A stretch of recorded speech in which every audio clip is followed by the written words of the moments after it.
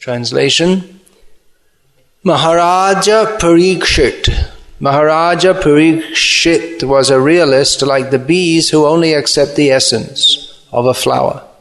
He knew perfectly well that in this age of Kali, auspicious things produce good effects immediately, whereas inauspicious acts must be actually performed to render effects. So he was never envious of the personality of Kali.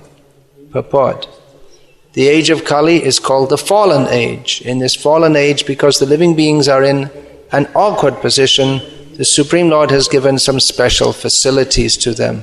So by the will of the Lord, a living being does not become a victim of a sinful act until the act is actually performed. In other ages, simply by thinking of performing a sinful act, one used to become a victim of the act. On the contrary, a living being in this age is awarded with the results of pious acts simply by thinking of them. Maharaja Parikshit, being the most learned and experienced king by the grace of the Lord, was not unnecessarily envious of the personality of Kali, because he did not intend to give him any chance to perform any sinful act. He protected his subjects from falling prey to the sinful acts of the age of Kali, and at the same time he gave full facility to the age of Kali by allotting him some particular places. At the end of the Srimad Bhagavatam, it is said that even though all nefarious activities of the personality of Kali are present, there is a great advantage in the age of Kali. One can attain salvation simply by chanting the holy name of the Lord. Thus, Maharaja Parikshit made an organized effort to propagate the chanting of the Lord's holy name, and thus he saved the citizens from the clutches of Kali. It is for this advantage only that great sages sometimes wish all good for the age of Kali. In the Vedas also it is said that by discourse on Lord Krishna's activities, one can get rid of all the disadvantages of the age of Kali. In the beginning of Srimad Bhagavatam, it is also said that by the recitation of Srimad Bhagavatam, the Supreme Lord becomes at once arrested within one's heart. These are some of the great advantages of the age of Kali, and Maharaja Parikshit took all the advantages and did not think any ill of the age of Kali, true to his Vaishnavite cult. In this verse we find the word sara, or derivatives of that word, used twice. Sara means essence. Parikshit Maharaj was learned and wise, and thus he appreciated that if one can understand the essential teaching of Shastra concerning Kali Yuga, and then he will understand that Kali Yuga, although in all other respects bad, is actually very good. Kale dosh, and as Parikshit Maharaj was to be instructed by Shukdev Maharaj, but it appears that Parikshit Maharaj already appreciated the quality of Kali Yuga, that good acts, if simply thought of, give a pious result, whereas bad acts have to actually be performed to produce sinful reactions. So this is a good quality of Kali Yuga, but there's something better which Shukdev will describe to Parikshit Maharaj. Kale dosha nidhe rajan asti hi eko mahan guna kirtanad eva krishnasya mukta sangha parang vrajed. Kali Yuga is undoubtedly an ocean of faults. Those who have seen the ocean, I suppose everyone here has seen the ocean. In the modern age, people move around, although in the past most people would not have seen the ocean, and they'd be in the Dr. Frog position of not being able to imagine how vast it is. So, in the ocean, it's vast. If you're in the middle of the ocean, all you can see is water in all directions. And you can go, if you're sailing on a ship over the ocean, you can go for days without seeing land. So like that, Kali Yuga is an ocean of faults, and it's also not only wide, but it's practically unlimitedly deep. So deep, so just lots of water. So in Kali Yuga there are lots of faults, a great ocean of faults. But there is one great quality which overshadows or outweighs the faults for those who know this secret, that by chanting the names of Krishna, one can be free from all the bad effect, not only of Kali Yuga, but of material life altogether, and go to the supreme abode. Therefore, kaling sabhajyantyarya gunagya sarabhagina yatra sankirtana nevai aiva sarva swartho bhilabhyate. Those who are actually understanding what are the qualities and faults of Kali Yuga, who are, again the word sarabhagina, those who can accept the essence. They praise, they worship Kali Yuga. Such distinguished persons worship Kali Yuga because they know that in Kali Yuga, simply by Krishna Sankirtan, all desirable objects can be obtained. So Parikshit Maharaj, he was accepting the essence, he was yet to be informed what the essence of the essence is, just like we find in Srimad Bhagavatam is described, Sarva Vedeti Hasanam Saram Saravudaharitam. The Srimad Bhagavatam is the essence of the essence of all the Vedas and the Puranas, all the Vedic literature. So the essence is Vedaischa sarve araham eva Vedaha. The essence of the Vedas is to understand Krishna, but even though Krishna is described elsewhere in the Vedic literature, Srimad Bhagavatam gives the essence of the essence in presenting pure devotional service to Krishna without any ambiguity or apparent contradiction within its text. So the essence of Kali Yuga is that chanting of the holy names of Krishna is particularly efficacious in this age. Maharaj Parikshit accepted the good quality of Kali Yuga. Therefore he was a realist. Srila Prabhupada has translated this as realist, which is an interesting translation because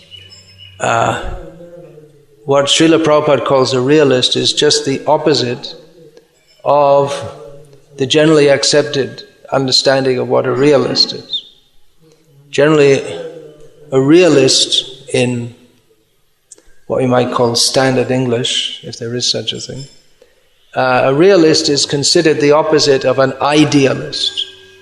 A realist is someone who is concerned with the reality of this world. I mean, this is real, this world, right? And we live here. And we got to do whatever is required to make our situation better in this world. And realists they're materialists. And they have little patience with idealists who talk of worlds beyond, spiritual life, and realists reject this as unsubstantiated idealism, the hope that there is a place where there is a God who's good and everyone's good.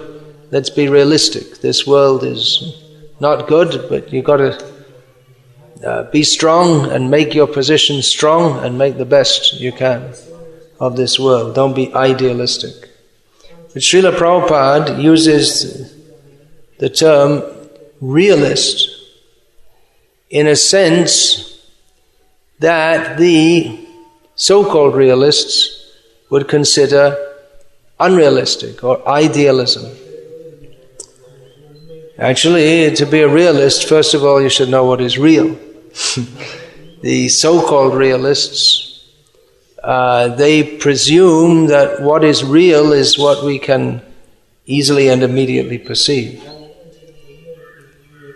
Why that should be, they don't give any explanation, but they say, well, we can only deal with what we know. And they presume that all that is to be known is within the scope of their sense perception and extended from their sense perception, their rationalizing on the basis of what they observe.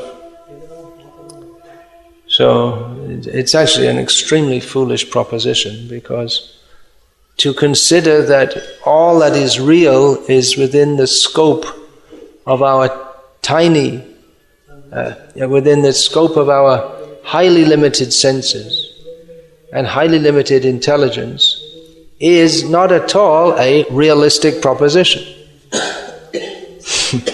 So actually the real realist, as Srila Prabhupada states here, is one who understands not just the gross, but also the subtle. And the subtle, even beyond matter. Why should we presume that all of reality is only matter?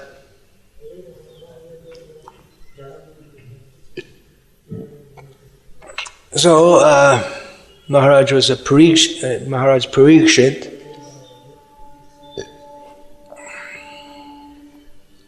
he was a realist in the true sense of the term, like the bees who only accept the essence of a flower. The bee goes to a flower and takes the pollen, which is a powerful substance. From that, honey is produced, which is a very concentrated food. So the bees, they take the pollen, they don't take the stem or the stamen or the petals or the seeds that are produced in the flower, or they come before that, they take the pollen. So, in the same way, Maharaj Parikshit was a realist. He took the essence. He didn't take the bad qualities, he took the good qualities. He accepted the good qualities of Kali Yuga. Kali Yuga is particularly an age of falsity. The whole material world is on the basis of falsity. That is the opposite of realism. The falsity of identifying oneself in any other terms but those of that I am an eternal servant of Krishna. This is falsity, and from that expands the idea to enjoy this material world through the senses, through the mind and the senses. This is all false. But in Kali Yuga, the atmosphere is one of falsity. Intense falsity. False is false. How can false be intense? Either something is right or it's wrong. It's a miss is as good as a mile. There's an English saying. If you're shooting at the target and you miss it by 1 millimeter, you missed it. And if you miss it by 1 kilometer, it would be pretty difficult to do that. But you still missed it. You get the same amount of points, which is 0 in the shooting competition. So, when we say very false or intensely false, well, what does that mean? We can say there's a near miss and a great miss. So, although the ultimate rating is 0, still a near miss might be considered better than a great miss. So when we say intense falsity, false is false. If it's wrong, it's wrong. But the whole atmosphere is surcharged with an atmosphere of falsity in various ways, inasmuch as there's very little concern for what is actually the truth. In all spheres, in all respects. Although it's said that in Kali Yuga, truth is the one leg standing of Dharma.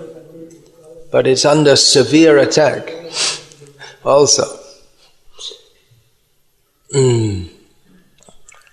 Because deceit, cheating, this is normal in human society.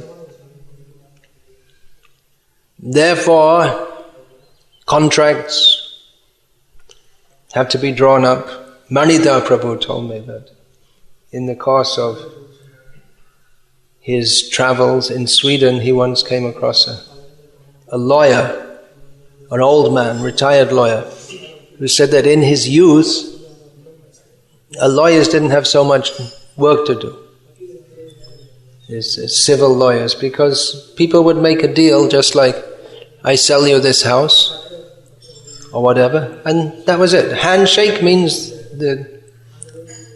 that was it. The deal was done. Whatever they agreed on. Okay, I'll pay you so many kronas in such and such a time, and you can take possession of. And the ex-owner says to them, okay, give me a down payment this much, and you can take possession immediately. So you take possession and you pay off the rest. And there's no question of cheating. It didn't even enter people's minds.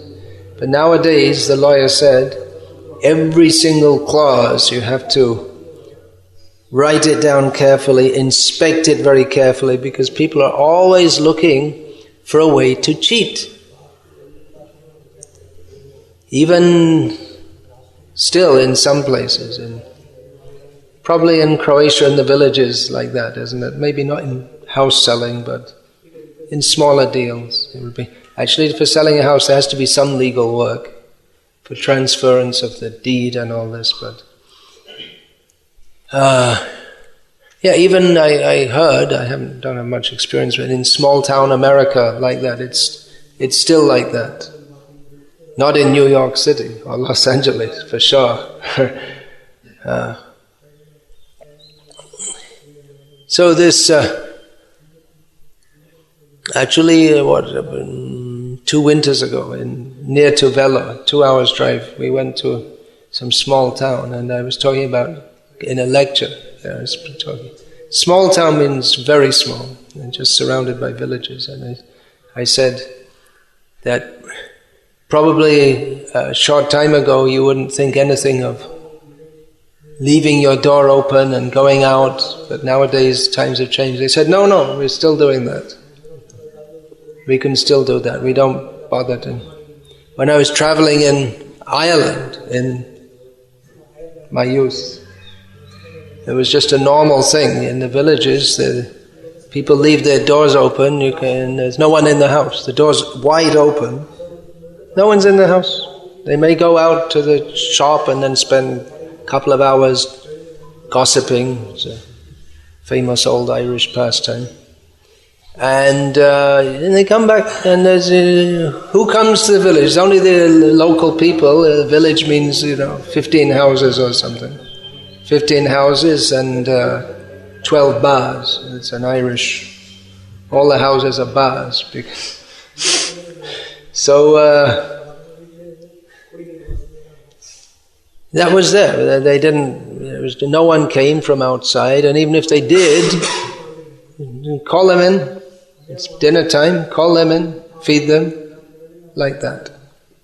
The times have changed, where people can't even trust their neighbors, and on the door there has to be security system, and then if someone knocks on the door, you have to open it and look first of all. They have this fisheye, what's that called? Fisheye what? What's it called? Viewer or something we could call it. It's because if you open if there's a little slot to open it, they could put a gun in. So you have a little fisheye, and you can see the whole hallway and everything. And then the next step, if you actually want to open the door, you're convinced enough to open the door. They have it so there's a chain so it opens about 5 centimeters. So that if they want to pass anything, we don't open the door. They're so afraid. Deceit and violence, and no one can. It's just common. And deceit is in the very fabric of life. The politicians, everyone knows they're lying. Everyone knows they're self-interested. How or why the people vote for anyone is amazing, because they just expected that. You got it? It's just expected that the politicians will cheat, and they'll say one thing and do something else. And then, in the schools they teach as if they're convinced. They are convinced that men have descended from monkeys. And they call it scientific, but what in terms of what's supposed to be scientific, it's not at all scientific. Although they think it is, but because the atmosphere is one of falsity, then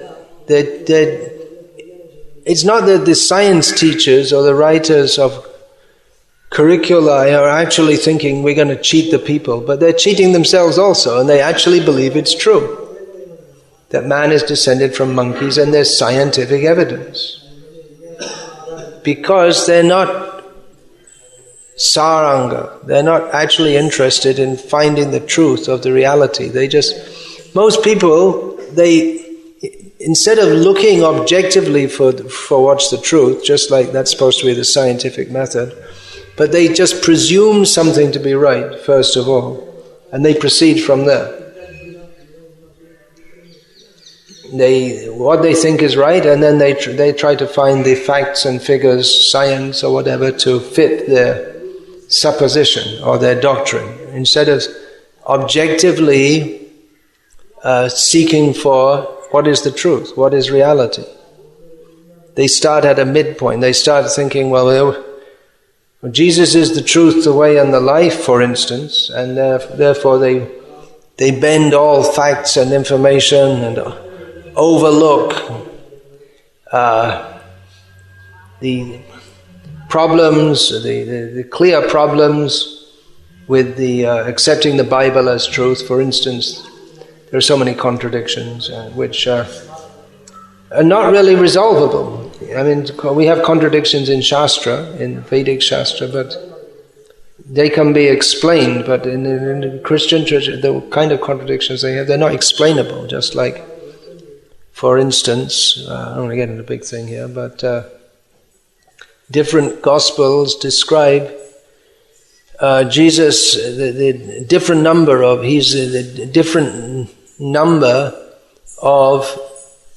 his ancestors in the line from David, and different names, and it's not reconcilable. But that's why they warn people that don't study the Bible. They warn Christians, don't take up deep Bible study, not under the objective manner, because if you do, then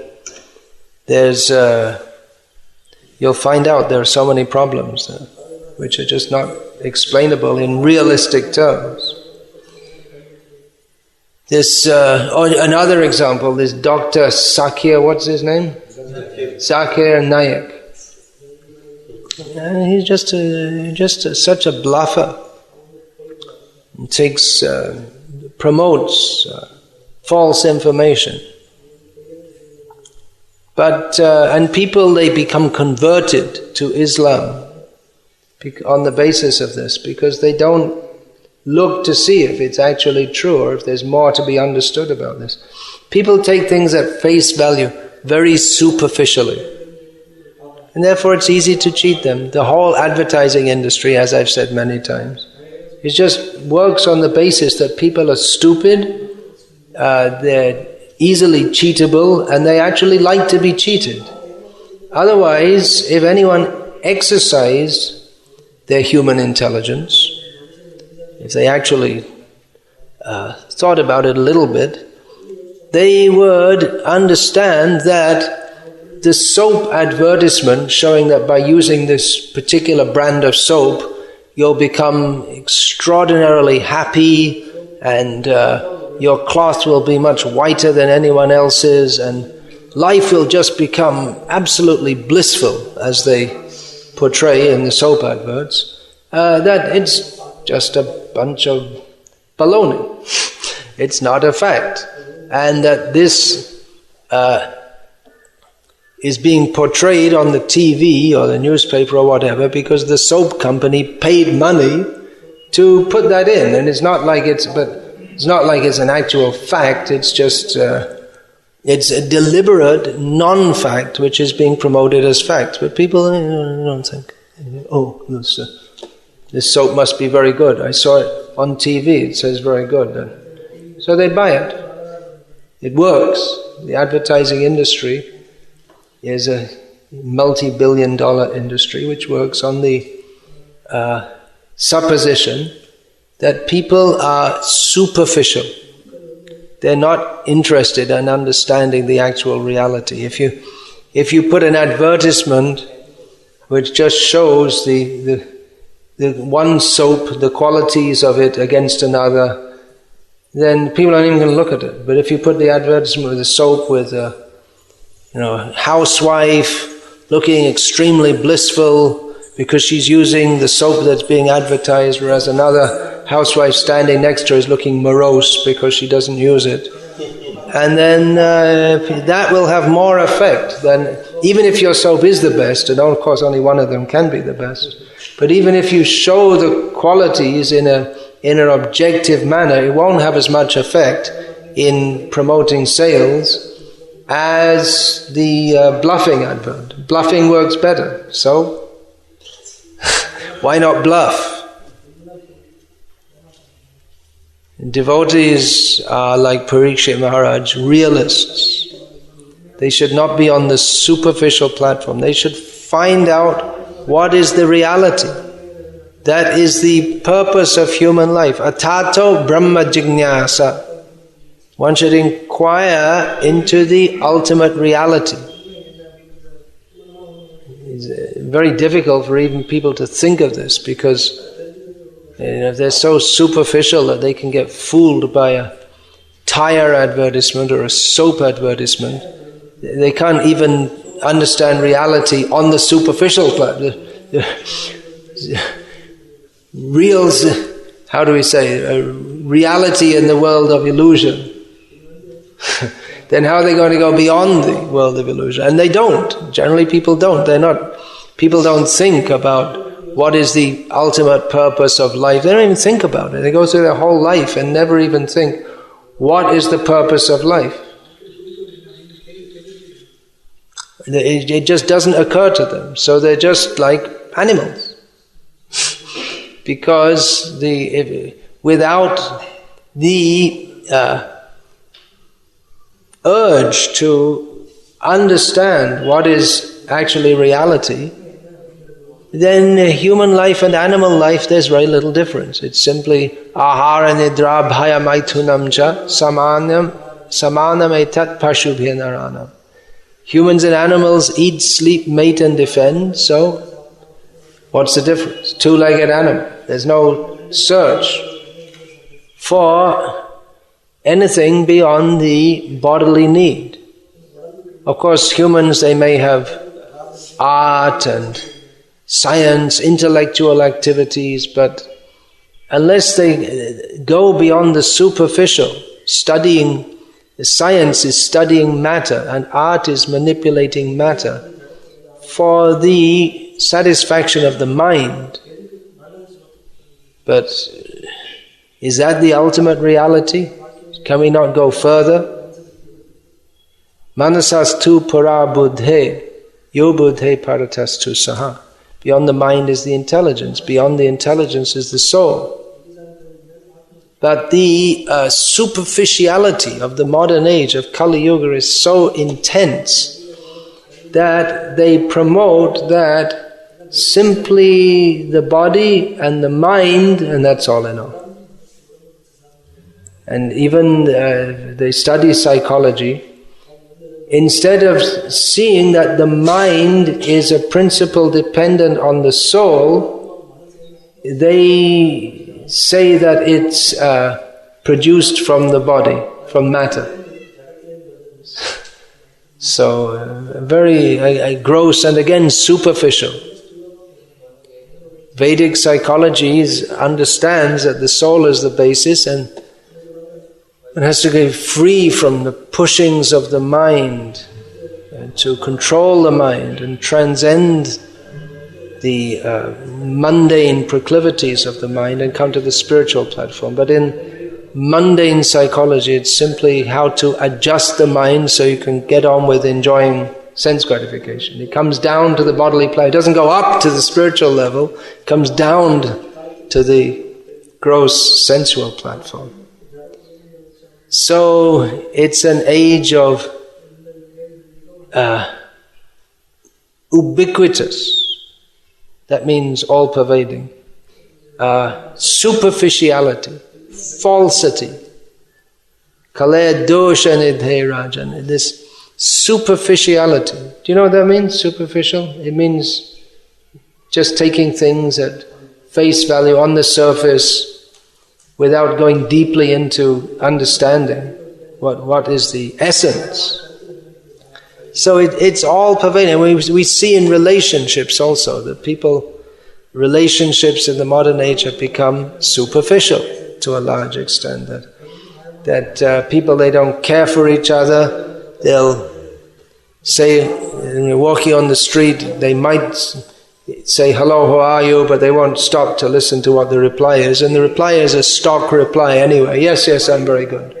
They don't really care how you... I mean, even if they say that, that's quite a step up from the all-pervading total impersonalism. But it's not that they really care. It's just, I guess it's just a hangover from an old tradition or something.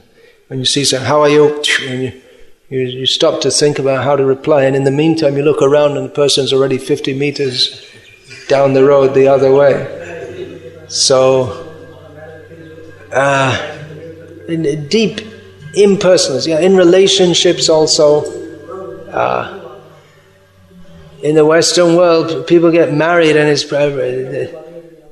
but they're practically, kalyanam, but it's not kalyan. Kalyana means that which is auspicious, but the marriage is not auspicious. It's like marrying dogs or something. In some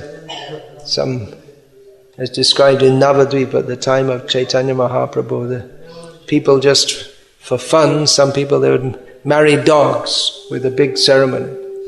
Just, what for? Just for fun, that's all. They might have ascribed some pseudo-spiritual meaning to it. But, there's no real intent to commit themselves to each other throughout life. It's just, okay, we're married, see how it goes. Try it out. Then after a few years, or a few months, or a few days, okay, time to move on. Find another husband, find another wife, that's all. So, most superficial. So devotees, they have to be sarabhuk, that is the meaning of a devotee, one who looks for the essence. It's not content with superficiality. It may be difficult because in the modern age, superficiality is all-pervading, as I've attempted to describe somewhat. And people then, they come to Krishna consciousness, but they're not used to going very deeply or trying to understand what is the essence. And therefore it's very easy to be cheated, even in the name of Krishna consciousness. Someone smiles at you, and you think, oh, especially if they have this kind of sadhu, mystical sadhu smile. I don't know how to imitate it exactly, but I mean, maybe you know what I'm talking about. This gazing looking up, you should be looking up, like gazing into the distance with glazed eyes, as if they're only partially here in this world, but actually they're looking up, or some look. It's looking what sadhu is expected to be, making a good show. So people tend to think if they can look like that, well, they must be really advanced, or if they smile at you, they have a big name and position, they must be great sadhus. But one should be sarabhuk, look for the essence. Don't just take it very superficially.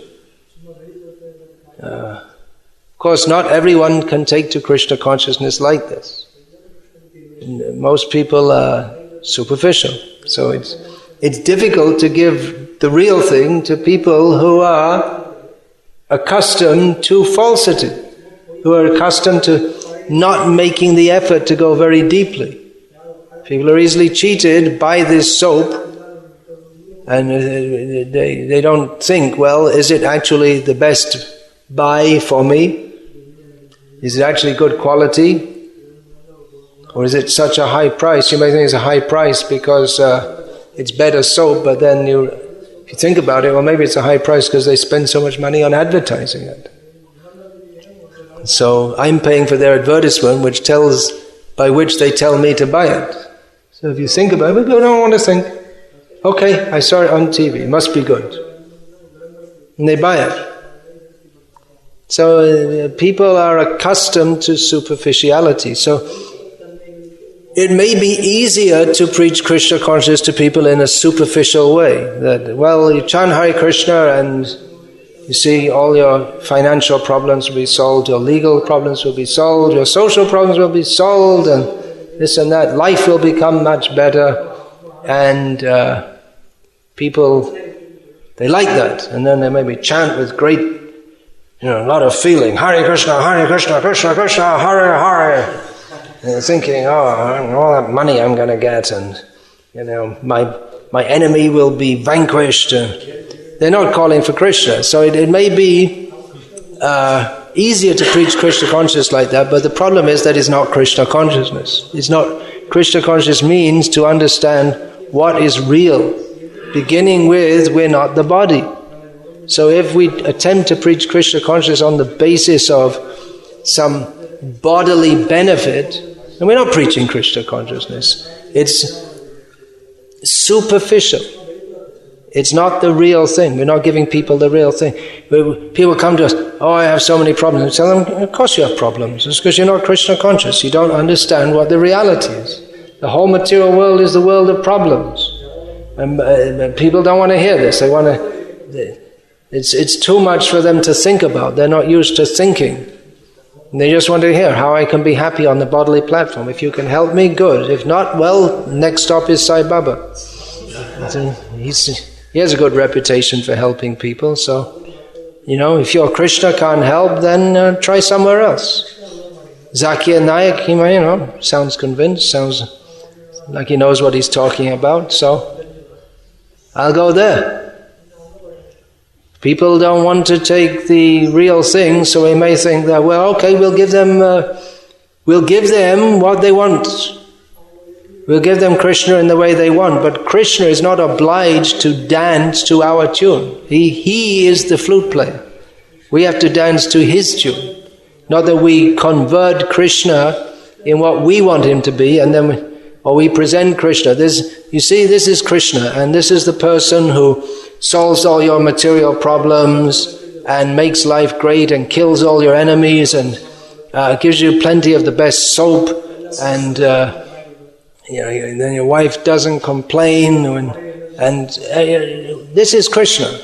But that's not Krishna. So we're telling people, take to Krishna consciousness, this is Krishna, but we're not actually giving Krishna. it's just, again, the word superficial. We don't go deeply, because why? People, they're not capable and they're not interested, they're afraid. If we tell them, Krishna, he's a long way. You start with Bhagavad Gita philosophy. You're not the body. This body is not you. This wife is not your wife. This house is not your wife. What are you talking about? Of course I'm the body. Of course, what are you saying it's not my wife? I've been married to her for 12 years. And this is my house. Don't say it's not my house. What are you trying to do? Cheat me or something? Of course this is reality. What are you talking about? The spiritual world? I never saw any such thing. What are you talking about? Let's be realistic here. So it's very difficult to convince people who are entrenched in falsity. Who asatyare satya karimani. There's ahankare mattahaya nitai pada pasarya asatyare satya karimani. Due to ahankar, identification of that which is not themselves with themselves, and the false pride which stems from that, then they forget Nityananda and they take that which is unreal to be real. So you may think it's a better policy for preaching Krishna consciousness just to tell people that all your material problems will be solved, but it doesn't work, because Krishna consciousness is not so superficial. It's not nothing to do with this material world. Krishna consciousness is on the spiritual platform. We have to come to the spiritual platform. And simply to pretend that we are presenting Krishna consciousness, again, it's not Krishna consciousness. So devotees, they have to seek out the real. Devotees, they want the real truth. Real love, real beauty, not this false love. False love is very easy. You smile at people and you talk about compassion. You open up some home for the poor, feed them, open up a hospital, some school teaching them how to get a job and get ahead in this world. So this appears to be love. You see, we're loving all the people of the world. We're helping them, but it's all superficial. It doesn't help them at all, ultimately. In the ultimate sense, which is the only real sense, opening schools and hospitals and teaching people mundane subjects, it doesn't actually help them in any way whatsoever. So if we think that this is love, this is compassion, however much we talk about love and compassion, if we don't know what real love and real compassion is, then there's no question in having real love or compassion. It'll just be a sham in the name of love or compassion. So I become suspicious when I hear people talk about love a lot, because it sounds to me like all these bogus people just talk about love, but real love is demonstrated in action, based on knowledge of what is actual love. It's easy to talk about love. You just feel love. In Indian marriages, at least previously, they never spoke about love. It was just the man does his duty, the woman does her duty, they work together, and that's it. No need to talk about love because it's manifest in their activities. Whereas in the Western world, man and the wife have to keep on telling each other 10 times a day, I love you, I love you, I love you, and then they divorce anyway. Because they have no idea what actual love is. Even though, actual love means for Krishna, but even on the mundane platform, there's the perverted reflection of that. And there's not even perverted reflection, just completely hollow. It's just nothing there, it's just the word, which is a meaningless word. So devotees, they're interested in reality. And reality means, first of all, we have to understand the ultimate reality. Without understanding which, there's no real love, there's no real beauty, there's no real truth. The Srimad Bhagavatam presents that. Satyam param dhimahi. We meditate on the supreme truth.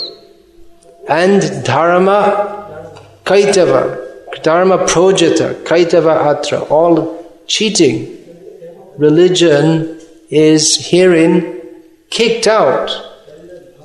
It's not allowed. There's no place in here. So what is the essence? Devotees should be looking for that. Don't be satisfied. We should not be satisfied with anything less than complete surrender to Krishna, and that which helps us to surrender to Krishna. If we take it that the success of our life is that we got a big position in ISKCON, or we got a nice comfortable room in which we do a little service and we go back to our nice comfortable room and we live comfortably. And that's not Krishna consciousness. Krishna consciousness means to fully give ourselves to Krishna. That's the meaning of love, when we fully give ourselves without any personal desire. Of course, devotees desire to please Krishna and that Krishna is pleased with them. Krishna is this supreme lovable object. He's actually the only lovable object. Actual love is only with Krishna. So that love is properly placed. First of all, before we talk about love, we should find who is the proper person to love. If we love our dog, the dog will reciprocate by licking us and other such dog-like activities. But the dog, his ability to help us and reciprocate with us is limited, and it's also limited by time. Our dear beloved dog eventually dehantara prapti, gets another body, and we also get another body. We become a dog because we're so attached to our dog.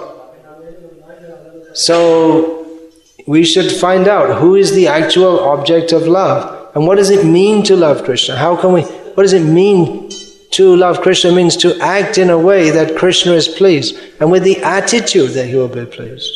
Just like two people can offer arati to Krishna and do more or less exactly the same thing. One pleases Krishna, the other doesn't please Krishna, because one is doing it simply as a ritual, and the other is doing it with the great desire to please Krishna. So it's not just the activity also. What do I have to do to be Krishna conscious? Well, get up in the morning, go to Mangalarti, chant your rounds, this, that. Okay, that's good, that's a good start. But now, what is our motive? What do we want? We should want only to please Krishna.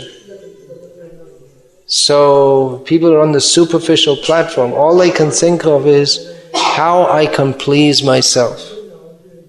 And they think that's all in all. That's all there is in life. And therefore everyone's fighting because no one's together because they're all thinking how we can please ourselves. It makes a big competition. Of course, people sometimes come together as out of convenience. One family, if we all work together, then it's convenient for our sense gratification. Or one nation, we're all together, we're all united to fight the enemy. That's Machiavellian politics that always promote that there's an enemy who's about to attack. We have a great enemy. So that will unite the people. Otherwise they'll be scheming and politicking against the king, because they're going to fight someone. If they're not in the mood of fighting an external enemy, then they'll be fighting among themselves, and they'll be plotting against the king. So it's required for a state to have enemies in this age. They have allies and enemies, and that can change. Who's an ally can be an enemy overnight, and vice versa. because there's no substantial platform. It's all based on self-interest. In most cases, the interest of the leaders rather than the actual interest of the country. So, what's the essence of this class? The essence is find the essence. Krishna is the essence of everything. To find Him, we can't find Him in a cartoon of Krishna. We won't find, now there are Krishna cartoons. We won't find Krishna in any cartoon. We won't find Krishna, where will we, anywhere else except where? In the heart of the devotee. Sadhava hridayang mahyam, sadhunang hridayang tvaham, madanyat tena jananti nahang tebhya managapi. Krishna says, devotees are in my heart and I am their heart. Actually, he says, the devotees are my heart and they are my heart, because I know nothing but them and they know nothing but me. So, this we should search for. Don't get stuck on the platform of mundane religiosity in the name of Krishna consciousness. Hare Krishna. Any question about this, please? No, no question. It's all clear. You have a question? You're waiting to see if anyone else has a question. Okay, all right. When you raised the question that seems like that actually all these points explain to get the essence, but without association with advanced devotee, without the service to the Guru, actually we can't self-attain it. Yeah, Gokul Chandra Prabhu is making the point that we cannot attain the essence without association of advanced devotees. And what did you say? Surrender to the Guru? Yeah. That's the process. So I finished the class saying that the devotees, they have found the essence. They have entered the heart of Krishna. So they can take us there. But not by our own effort alone. Yeah, so that's the point you're making. Is there any question on the basis of that?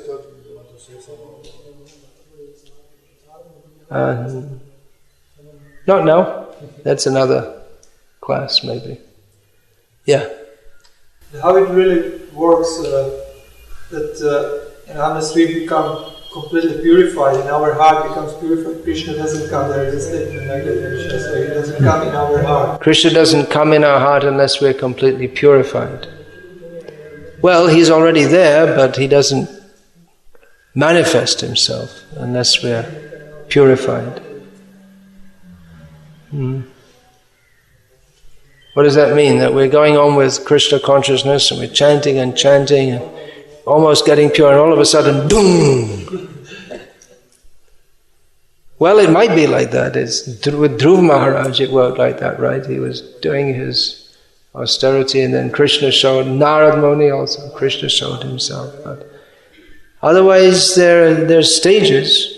Ado Shraddha, Tata Sadhu Sangha, Tato Narata Nivritti Set, Tato Nishta Ruchis Tata, Ata Saktis Tata Bhava. Ata Premabhyudanchati, Sadhakana Mayang Premna, Pradur Bhave Bhavet Kramaha.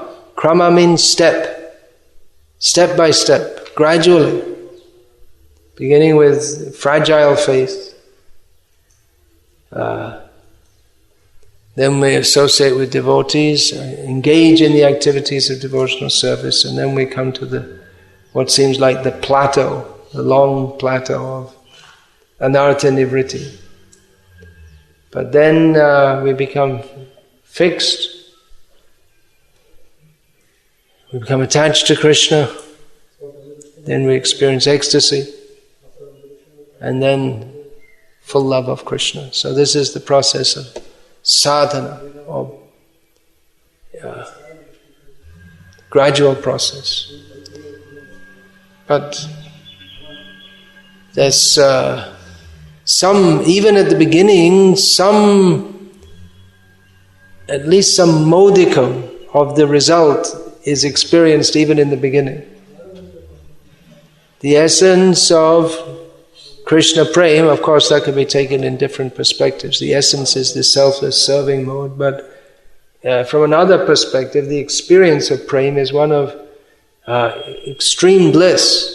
But one gets some modicum of that experience even in the beginning.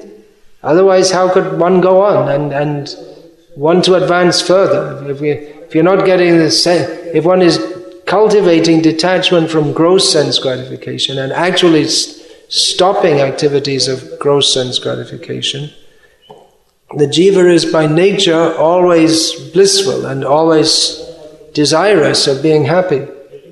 So if there was no happiness in Krishna consciousness, then how could anyone go on with the process of sadhana? So that happiness is at least a sample of the happiness of pure devotional service. So Krishna, he manifests to the extent that we surrender. Yayata mang prapadyante tangs tataiva bhajamyaham. It's not that we have to be totally pure before we have it. Otherwise we have no idea about Krishna. We just have to wait to become totally pure. I mean, there may be some statement like that in Shastra, but everything has to be understood. Therefore we have to take different statements together and harmonize them and understand them in context. That is required. Harmonization of apparently conflicting statements. Anything else? Yeah. Just a small comment regarding this. I think it's a very appropriate example of a soap. The example of soap, yeah. Because actually, if people would just know, majority of people, from what substance the soap is made, if they knew what soap was made from, they would just stop using it. They'd stop using it. Because it's made from, in this there is the industry, capillary industry. Which industry? Capillary. They are collecting all the... Capillary? Capillary. This is... Capillary. Yeah.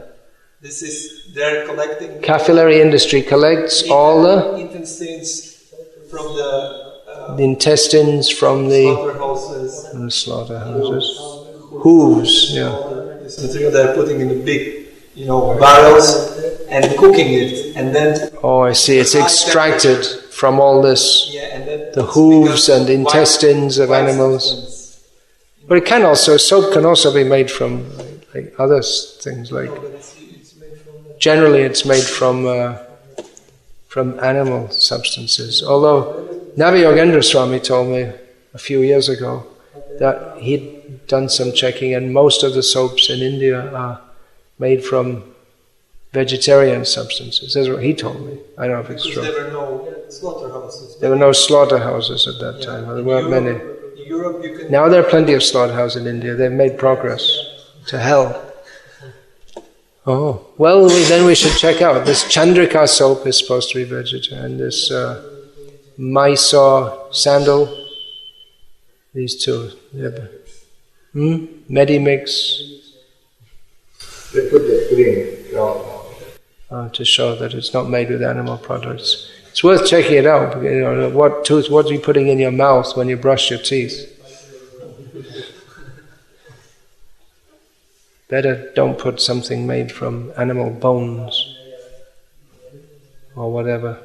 In cosmetics, in the cosmetic industry, most of the cosmetic industry is heavily reliant on the slaughterhouses. Yeah. So ladies are putting on this. They put lipstick, and it's ladies. You better use this kajal and mehendi, this traditional.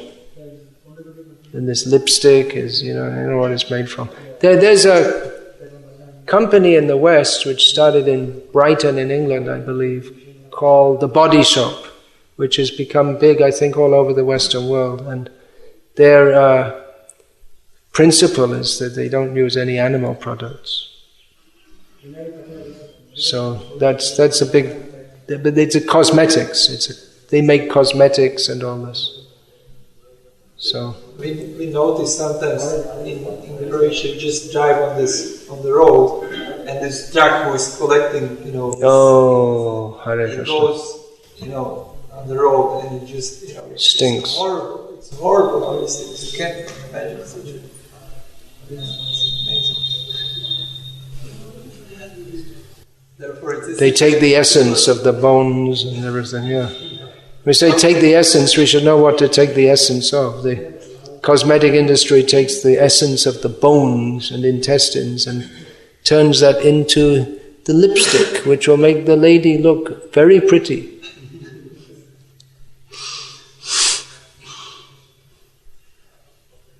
Yeah, Chitta Hari. Toshan Krishna, Prabhu. Yeah.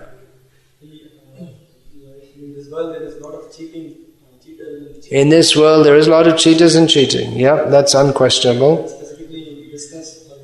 Specifically in business, well, yeah, it's most apparent there, although it's everywhere, yeah. So there is some cheating to survive in the business. To survive in the business you have to cheat. What should you do? Give 50% of your income to you, and you can use it in Krishna's service.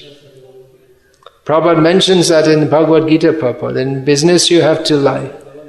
Otherwise you can't make any profit. Without profit there's no business. It's just a necessity of the modern age. We also do. We lie and cheat as required. Every time I go to Dubai, I dress in kami clothes and pretend I'm not a sannyasi. Sometimes they ask me, what have you come for? I said, just for a visit. I don't tell them I'm coming to preach Krishna consciousness. So that's one form of cheating, and that's required for Krishna's service. So in business, that's if at all one's going to do business, generally some cheating is required. Actually, not in all businesses. Jashamati Nanda Prabhu told me there's one travel agent in Ahmedabad who's become quite successful because he tells people, look, this is what I'm going to charge you for the ticket.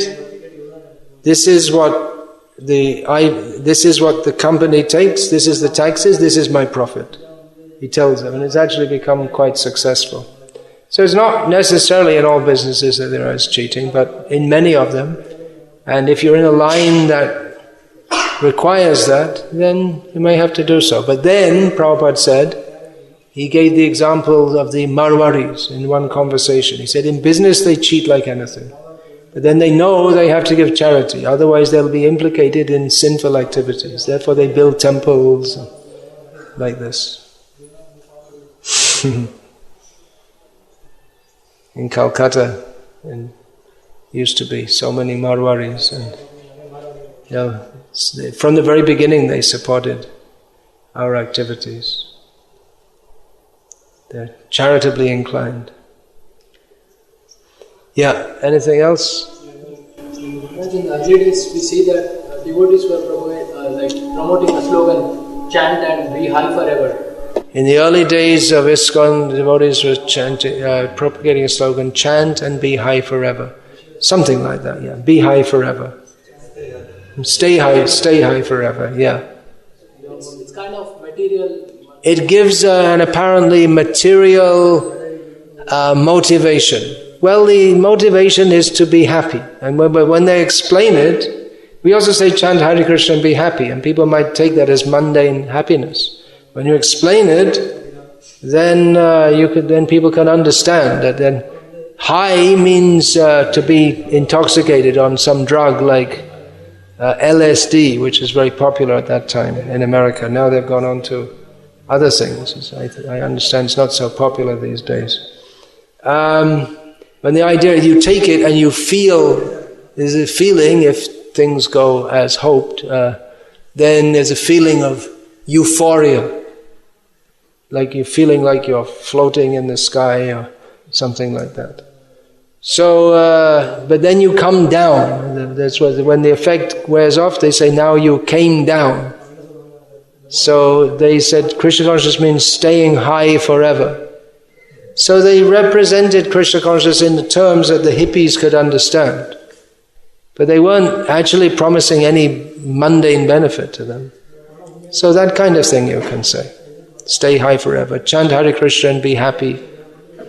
You can say that. But that doesn't mean that our whole preaching begins and ends with some 3-word slogan. Stay high forever. There's a lot more, but that's just like to attract people. But if that's our whole preaching, then we're in trouble. We have to preach more, explain things. Okay, anything else? Otherwise, we'll finish. And Hare Krishna.